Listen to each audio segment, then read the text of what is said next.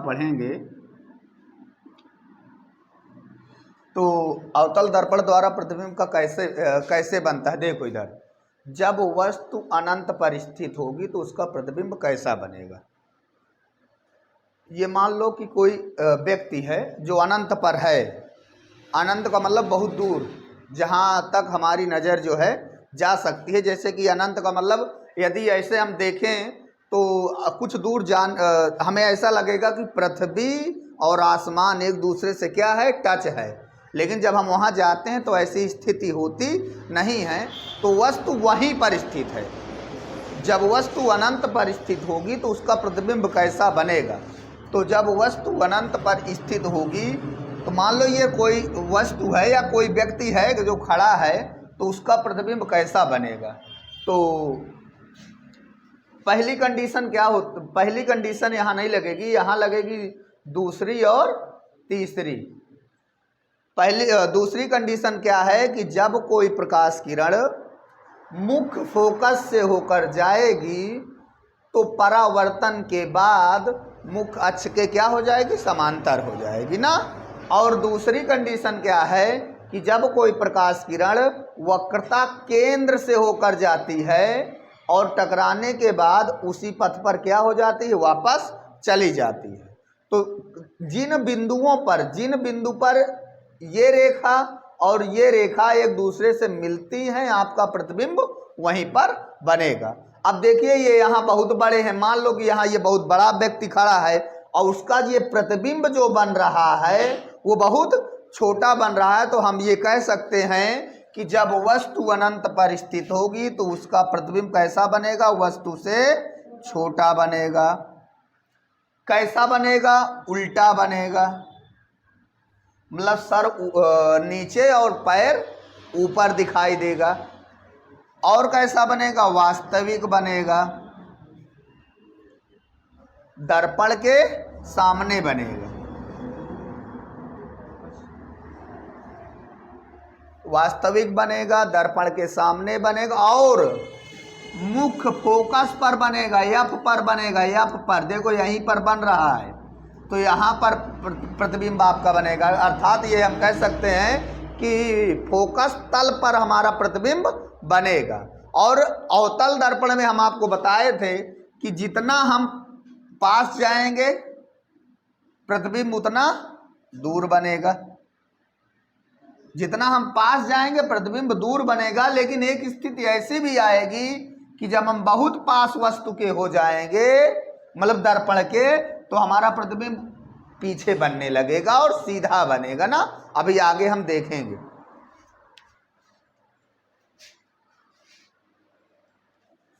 जब वस्तु कहां पर स्थित होगी, अनंत तथा वक्रता केंद्र, अर्थात सी और इधर अनंत ना। तो अनंत तथा वक्रता केंद्र में ये मान लो कि टमाटर लाल बैठे हैं। अब इनका प्रतिबिंब कैसा बनेगा। तो ये दर्पण में देख रहे हैं, कौन सा दर्पण है, ये कौन सा दर्पण है, अवतल दर्पण ना। तो अवतल दर्पण ये अपने आप को देख रहे हैं, तो ये इनकी परछाई कैसे बने, मतलब प्रतिबिंब इनका जो है कैसे बनेगा वो हमें बताना। और ये कहाँ स्थित है, वक्रता केंद्र तथा अनंत के बीच में स्थित है। तो पहली कंडीशन क्या कहती है कि जब कोई प्रकाश किरण मुख्य अक्ष के समांतर जाती है तो परावर्तन के बाद मुख्य फोकस से होकर जाती है, अर्थात मुख्य फोकस से होकर चली जाती है। तो ये यहाँ से मान लो प्रकाश किरण गई और मुख्य फोकस से होकर चली गई, क्योंकि पहली कंडीशन यही है। दूसरी कंडीशन क्या है या तीसरी कंडीशन क्या है, प्रतिबिंब बनने के लिए कोई दो कंडीशन होना जरूरी है, चाहे तो पहली और दूसरी, चाहे दूसरी और तीसरी, चाहे पहली और तीसरी। जब कोई, अब यहां पर क्या है कि जब कोई प्रकाश किरण या सी से होकर जाएगी, जब सी से होकर जाएगी तो पुनः सी पर क्या, पुनः उसी पर वापस चली आएगी। तो सी से गई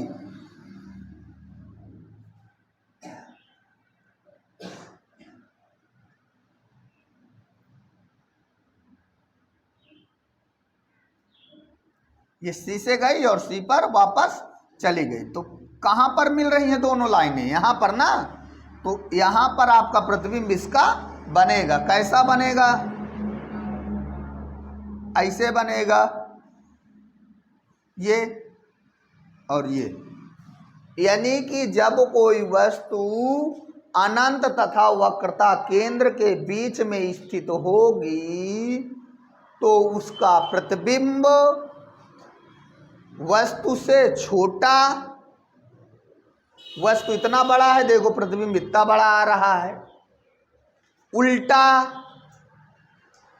और वक्रता केंद्र तथा मुख्य फोकस के बीच में और दर्पण के सामने और वास्तविक बनेगा ना। तो जब कोई वस्तु वक्रता केंद्र तथा मुख्य फोकस के वक्रता केंद्र तथा अनंत पर स्थित होगा तो उसका प्रतिबिंब कैसा बनेगा? छोटा बनेगा, वस्तु से छोटा बनेगा, उल्टा बनेगा और वास्तविक बनेगा और दर्पण के सामने बनेगा।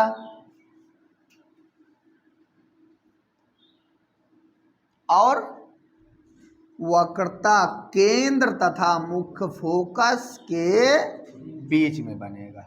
यानी सी तथा एफ के बीच में बनेगा। ये फिर से हम एक बार बता दें, जब वस्तु बोर्ड पेपर में आ सकता है कि जब वस्तु अनंत तथा वक्रता केंद्र के बीच में स्थित है तो उसका किरण आरेख बनाइए, अर्थात उसका ये चित्र बनाना है।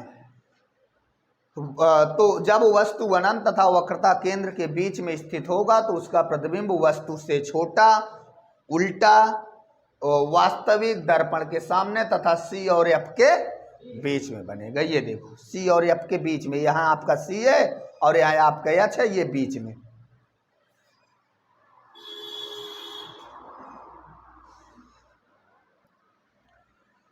देखिए, जब वस्तु वक्रता केंद्र पर स्थित होगा, अर्थात तो जब वस्तु सी पर स्थित होगा तो उसका प्रतिबिंब कैसा बनेगा। तो हम बताए कि ये आप वहाँ इस तरह तीर बना के भी बना सकते हैं ना, मतलब आप तीर से भी दर्शा सकते हैं, लेकिन हम आपको इसलिए ये चित्र बना के बता रहे हैं ताकि आपको समझ में तुरंत आ जाए। यानी कि ये रियल इमेज है और ये इसका जो है रियल इमेज है, मतलब ये आपका प्रतिबिंब है ना। तो ये ये ओ है, ओ वस्तु की अगर कह दिए ओरिजिनल वस्तु है और ये आपकी उसका प्रतिबिंब है, इस वस्तु का ये प्रतिबिंब है।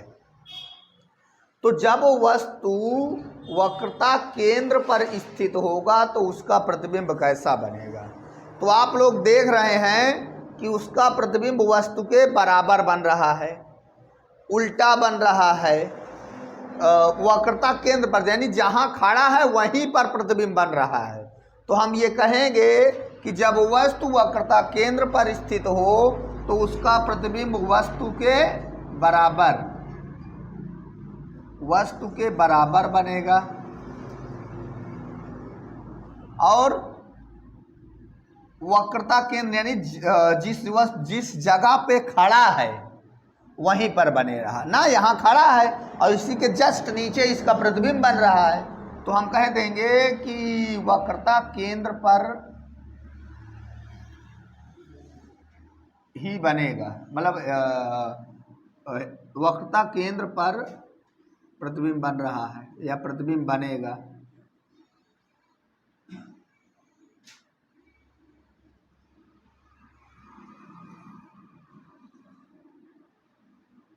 फिर वस्तु के बराबर बन रहा है, वक्रता केंद्र पर प्रतिबिंब बन रहा है और उल्टा बन रहा है और दर्पण के सामने बन रहा है और वास्तविक बन रहा है।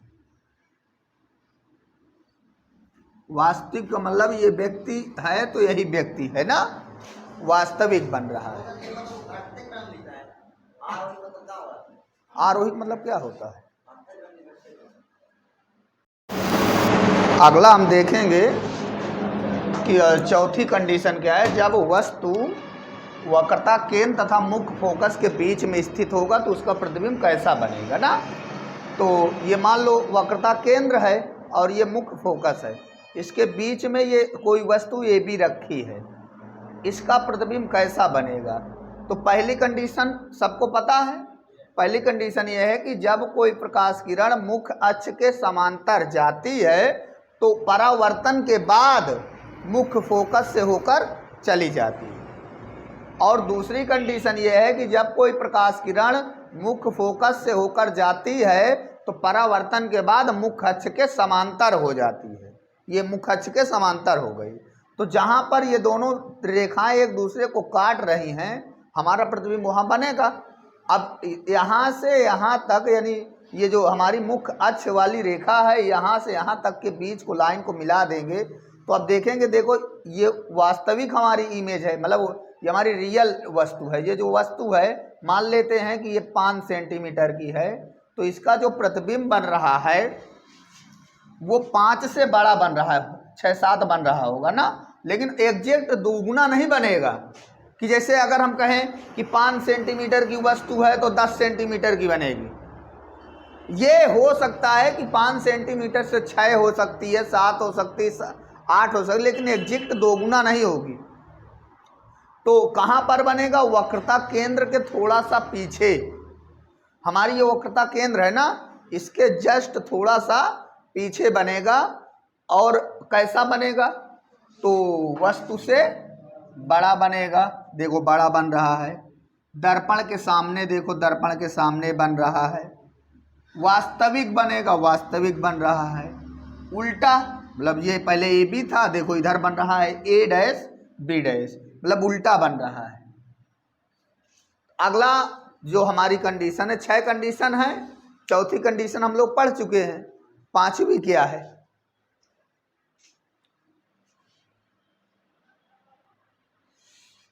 आगे अगली हम पांचवी देखेंगे। पांचवी हमारा जो प्रतिबिंब बनने का, मतलब अवतल दर्पण द्वारा प्रतिबिंब बनने का जो नियम है, पांचवा, वो ये है कि जब वस्तु वक्रता वो मुख्य फोकस पर स्थित हो, यानी यह पर स्थित हो, तो प्रतिबिंब कैसा बनेगा? तो जब हम मुख्य फोकस पर हम मान लेते हैं कोई वस्तु रखी है जिसका नाम है ए बी। ये एक वस्तु है जो बहुत छोटी है, मान लेते हैं 5 सेंटीमीटर की है। इसका प्रतिबिंब कैसा बनेगा? तो फर्स्ट कंडीशन क्या है प्रतिबिंब बनने की? कोई 2-3 कंडीशनों में कोई 2 कंडीशन अनिवार्य है, तब जाके आपका प्रतिबिंब बनेगा। तो पहली कंडीशन ये है कि जब प्रकाश किरण मुख्य अक्ष के समांतर जाती है तो टकराने के बाद, यानी परावर्तन के बाद, मुख्य फोकस से होकर चली जाती है। तीसरी इसमें लगेगी। तो तीसरी कंडीशन क्या है कि जब कोई प्रकाश किरण वक्रता केंद्र से होकर जाता है तो उसी पर क्या हो जाता है? टकराने के बाद उसी पर वापस आ जाता है। अब अगर हम इन रेखाओं को मिलाएंगे तो कहीं मिलेंगी नहीं, अर्थात वस्तु इतना बड़ा है लेकिन इसको हम मिलाते जाएंगे नहीं मिलेगी। अर्थात हम ये कह सकते हैं कि प्रतिबिंब कैसा बनेगा? उल्टा बनेगा, वास्तविक बनेगा, वस्तु से बहुत बड़ा बनेगा, एक बड़ा एक बहुत बड़ा। अर्थात ये 5 सेंटीमीटर का हो सकता है कि 10, 20, 50, 100, 200, 400 सेंटीमीटर या मीटर बन सकता है। समझ में आया? तो वस्तु से बहुत बड़ा बनेगा और अनंत पर बनेगा। अनंत पर बनेगा। अनंत का मतलब उसका कोई लिमिट नहीं है, कहाँ पर प्रतिबिंब बन जाए।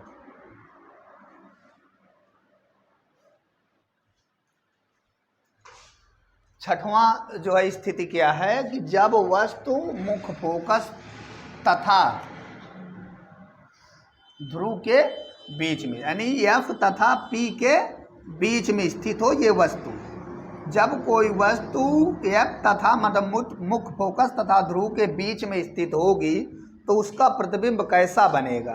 तो देखिए ये पहली कंडीशन और इसमें तीसरी कंडीशन, ये आपकी तीसरी है और ये आपकी पहली है। तो प्रतिबिंब कैसा बन रहा है, सीधा बन रहा है, वस्तु से बड़ा बनेगा, आगे आभासी बनेगा, फिर दर्पण के पीछे बनेगा, दर्पण के पीछे बनेगा।